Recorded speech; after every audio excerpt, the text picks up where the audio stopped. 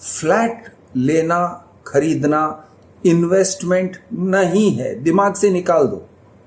अगर आप सोच रहे हो कि मैं फ्लैट खरीदूंगा और उसको भाड़े पे चढ़ाऊंगा और भाड़े पे चढ़ा के पैसे कमाऊंगा और पैसे कमा के मालामाल हो जाऊंगा, या फिर मैं रिटायर हो जाऊंगा अपनी नौकरी से और मेरा जो मकान है, फ्लैट है, वो भाड़ा कमाते रहेगा और मैं बस ऐश करूंगा भाड़े के पैसे से, गलत सोच रहे हो भाई साहब, बहुत गलत सोच रहे हो।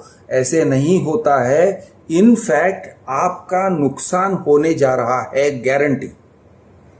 अगर आप अंडर कंस्ट्रक्शन प्रॉपर्टी ले रहे हो तो पहले ही जैसे आप एंट्री मार रहे हो इस चीज में, अंडर कंस्ट्रक्शन में, आप नुकसान को चूम कर एंट्री मार रहे हो। आप जान लो कि आपका भारी नुकसान बुकिंग के समय हो जाता है। कैसे, आपको समझाता हूं।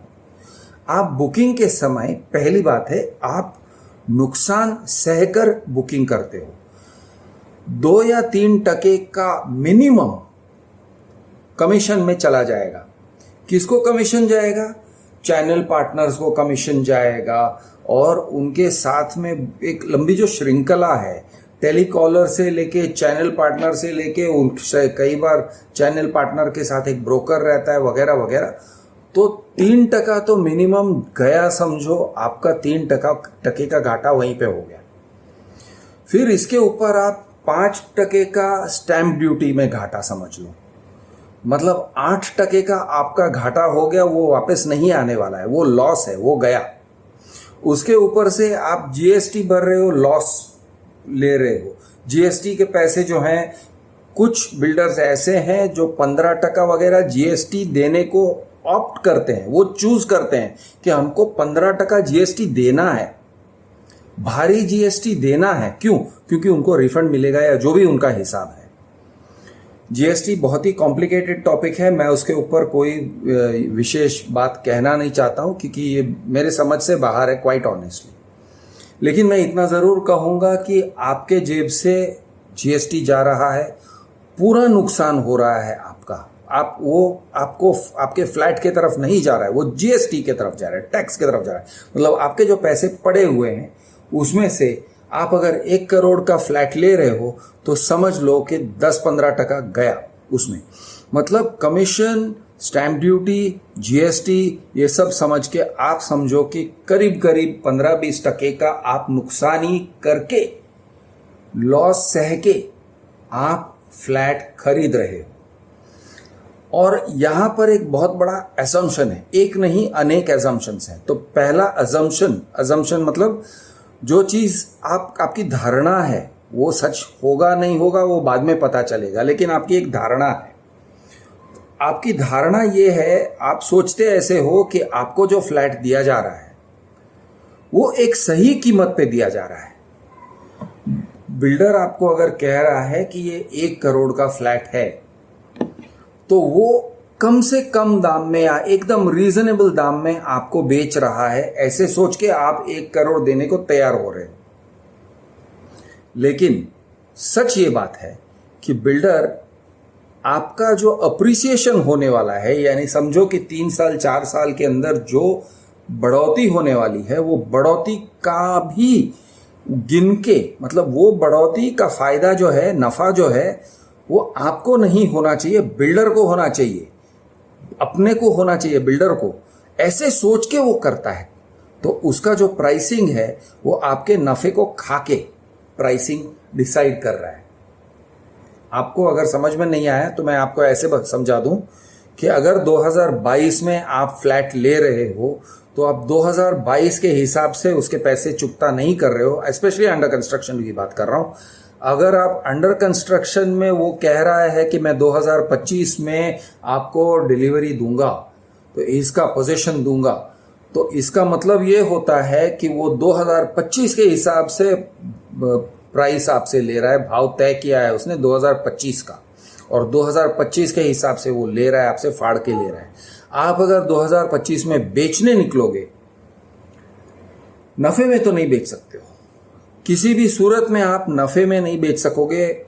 और ये टाइप के बहुत सारे मेरे पास कॉल्स आते हैं, फॉर एग्जांपल पलावा सिटी से, जो कहते हैं सर हमने 55 लाख में लिया हुआ फ्लैट आज हम 35 लाख या 40 लाख में बेचने को निकले हैं। ऐसे भी कॉल्स आते हैं खरीदने वालों से कि सर अगर मैं बिल्डर के पास जाता हूं तो वो कहता है 55 लाख, लेकिन अगर मैं डायरेक्ट रीसेल मार्केट में जा रहा हूं तो मुझे 35 लाख 37 लाख या कभी कभी उससे भी कम 32 लैक्स वगैरह का मुझे कोटेशन मिल रहा है, मैं फ्लैट खरीद सकता हूं। तो इस तरह के यानी कि 55 लाख से कहा और 35 लाख कहा, 20 लाख का घाटा वहीं पे हो जाता है। तो इस तरह से ये पलावा सिटी की बात मैंने करी, क्योंकि बहुत सारे ऐसे लोग हैं जो पलावा सिटी में खरीद के अब बेच रहे हैं।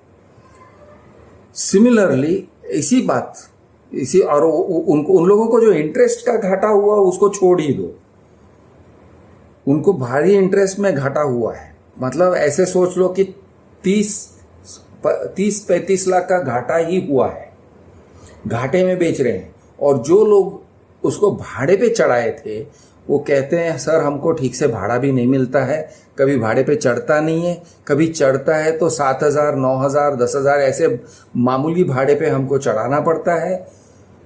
उसमें से हम जब मेंटेनेंस का पैसा निकाल लेते हैं तो बहुत कुछ बचता नहीं। तो ये टाइप का हिसाब होता है इन्वेस्ट करने का, मतलब निवेश करना।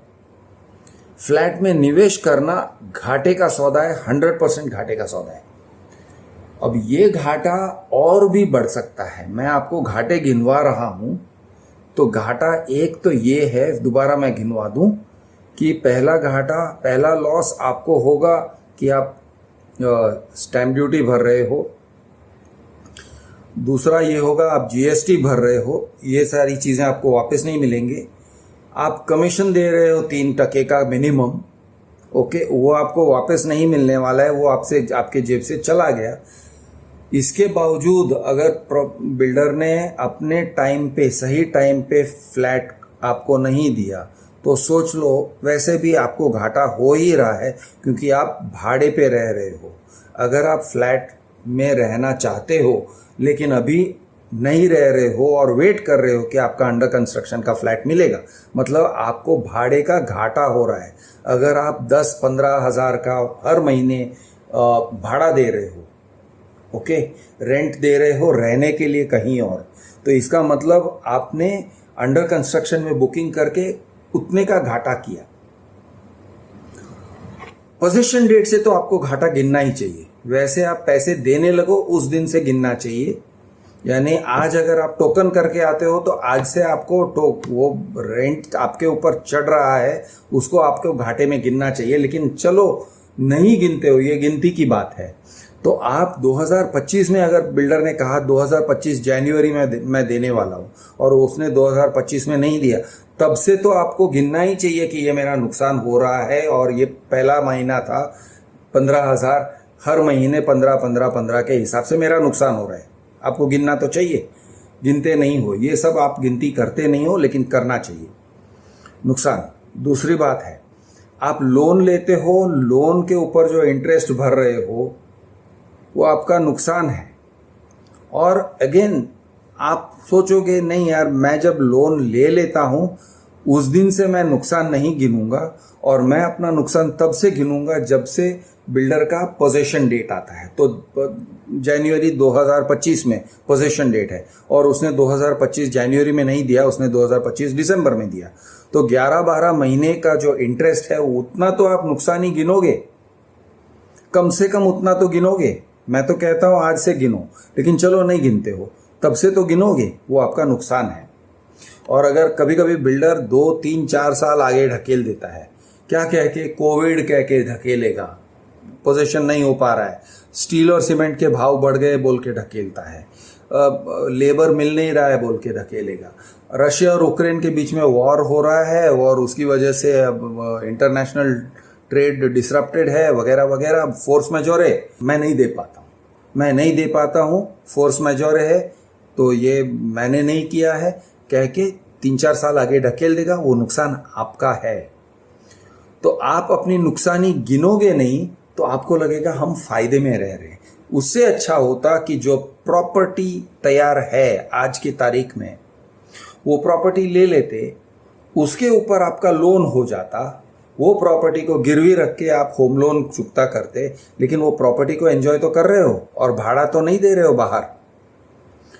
तो ये सारी चीज़ें आप अगर सोचते हो तो आपको पता चलता है पैसों को आप निवेश नहीं कर रहे हो अगर आप अंडर कंस्ट्रक्शन लेते हो। उसको इन्वेस्टमेंट नहीं कहते। इन्वेस्टमेंट इसलिए भी नहीं कहते क्योंकि उसका कोई फेस वैल्यू नहीं है। दोस्तों, आप अगर इन्वेस्ट करते हो ना कोई भी चीज़ में, तो उस चीज़ का एक बेस वैल्यू रहता है, एक फेस वैल्यू रहता है। जैसे कि मैं आपको एग्जांपल देता हूँ, आप अगर शेयर्स खरीदते हो तो शेयर सर्टिफिकेट पे एक वैल्यू रहता है कि ये 1000 की चीज़ है। चलो आपने सेकेंडरी मार्केट में खरीदा, 10,000 में खरीदा, लेकिन 10,000 में खरीदा, लेकिन 1000 का तो फेस वैल्यू है उसका, उस चीज़ का एक फेस वैल्यू है। रियल एस्टेट में कोई फेस वैल्यू नहीं है, कुछ भी फेस वैल्यू नहीं है। वो उसमें खतरा ही खतरा है और कोई उसका बेसिक वैल्यू है ही नहीं। क्या बेसिक वैल्यू है एक फ्लैट का? आप मुझे बताइए, आप 1 करोड़ दे के एक फ्लैट लेते हो, उसका बेसिक वैल्यू क्या है? उल्टा उसमें आपका मेंटेनेंस जाएगा हर महीने, वो आपको अंदर खींच रहा है, अंदर आपके पैसे खींच रहा है, वो पैसे निकल नहीं रहे हैं, अंदर जा रहे हैं। वो फ्लैट जो है वो पुराना होगा, 30 साल 40 साल 50 साल पुराना हो जाएगा, तो उसको फिर रीडेवलपमेंट में डालना पड़ेगा। ये आपका नुकसान ही है, हर महीने घाटा हो रहा है छोटा छोटा। और आप सोच रहे हो नहीं अप्रिसिएशन होगा। आज के ज़माने में अप्रिसिएशन के बारे में सोच के अपने आप को गुमराह करना बहुत बड़ी गलती होती है। कभी एक ज़माना रहा होगा और कुछ लोगों ने कमाया भी होगा। ऐसे नहीं मैं कह रहा हूँ कि कभी किसी ने कमाया ही नहीं है, रियल एस्टेट में पैसे डाल के कमाए हैं। कुछ लोग ऐसे हैं वो 10 लाख डाले थे और 50 लाख निकाला, या 50 लाख डाला और 2 करोड़ निकाले, ऐसे लोग हैं। सही है, मैं गलत नहीं कह रहा हूँ, लेकिन मोस्ट ऑफ द टाइम 99% आप देखोगे लोगों के साथ ऐसे नहीं होता है। इतना भारी फर्क नहीं पड़ता है। वो शायद 50 लाख में खरीदते हैं और 70 लाख में बेचते हैं, या 80 लाख में बेचते हैं और 30 लाख का फ़ायदा होता है, ऐसे दिखता है। लेकिन आप ये सब गणित अगर करोगे कि उन्होंने मेंटेनेंस कितना दिया, उन्होंने यानी कितने महीने के लिए उनको उनका भाड़े पे चढ़ा था और नहीं चढ़ा था, और उन्होंने कितना भाड़ा दिया वगैरह वगैरह, आप सब गिनोगे ना, एक बार सारे गिनती करोगे तो आपको पता चलेगा कि उतना बड़ा ये नहीं है जितना आपको दिख रहा है। उतना बड़ा फ़ायदा नहीं है, उतना बड़ा नफ़ा नहीं है जैसे आपको दिख रहा है। तो ये बहुत सारी इसमें बातें गणित की हैं, बहुत डिटेल्स हैं, बहुत ही डिटेल्स में जा सकते हैं और अलग अलग तरीके से गणित को कर सकते हैं। गणित को जोड़ने के अलग अलग तरीके हैं। कोई कहेगा इसको गिनना नहीं चाहिए, कोई कहेगा उसको गिनना नहीं चाहिए, ठीक है। लेकिन मैं आपको मोटा मोटी आपको कह रहा हूँ कि अगर आपको लग रहा है कि रियल एस्टेट प्रॉपर्टी इन्वेस्ट करने की चीज़ है, निवेश करने की चीज़ है, तो मैं आपको साफ भाषा में कह रहा हूँ, किसी भी सूरत में निवेश करने वाली बात नहीं है। यहाँ पे इन्वेस्ट करने वाली बात ही नहीं है। आप इन्वेस्ट करने की सोच को छोड़ ही दो। आप सिर्फ ये सोचो, मुझे उस घर में रहना है क्या? अगर मैं रहने की बात है, यूज करने की बात है, तो ले लो। फिर भी अंडर कंस्ट्रक्शन मत लो, क्योंकि जो रहना है तो इमीडिएटली रहना शुरू करो ना। आप ऐसा घर लो जहां पे आप जाके इमीडिएटली रह सकते हो उसके अंदर। ऐसा घर मत लो, अरे सपनों का महल है, 3 साल में तैयार हो जाएगा, 5 साल में तैयार हो जाएगा, उसके बाद में मैं लूंगा, उसके बाद मैं एंजॉय करूंगा और मेरे बच्चे मज़े करेंगे, गार्डन में घूमेंगे वगैरह। ये सब गलती मत करो। आपको घर लेना है, जाइए मार्केट में देखिए, घर तैयार है, कोई कमी नहीं है, इन्वेंट्रीज की कोई कमी नहीं है। आप कहोगे नहीं वो महंगे होते हैं। नहीं, पहली बात है कि वो भ्रम है कि अंडर कंस्ट्रक्शन सस्ता है और रेडी पोजीशन महंगा है, ये भ्रम है। रीसेल प्रॉपर्टी आप देखोगे, लोगे, ठोक बजा के लोगे, बार्गेनिंग करके लोगे, यानी भाव दबाओ भाई। भाव जो भी रेट बोलता है वो सामने वाला, वो रेट को दबाओ, वो रेट को ठोक बजा के देखो, फ्लैट को ठोक बजा के देखो, हर नज़र से उसको परख लो, देख लो ये प्रॉपर्टी अच्छी है, सही है, इसका टाइटल सही है, गलत है, क्या है, देख लो। पानी आ रहा है नहीं आ रहा है, दीवार में भेज है नहीं है, यानी डैम्पनेस, लीकेज वगैरह जो कुछ भी इश्यूज है, टेरेस फ्लोर है तो यानी धूप से गर्मी हो जाता है, क्या होता है, हवा का डायरेक्शन क्या है, ये सब देख लो आप। वो आइटम एंजॉय करने वाली चीज है, एक फ्लैट उसमें रह के एंजॉय करने वाली चीज है, उसको आप इन्वेस्ट करने वाली चीज किसी भी सूरत में मत बोलो।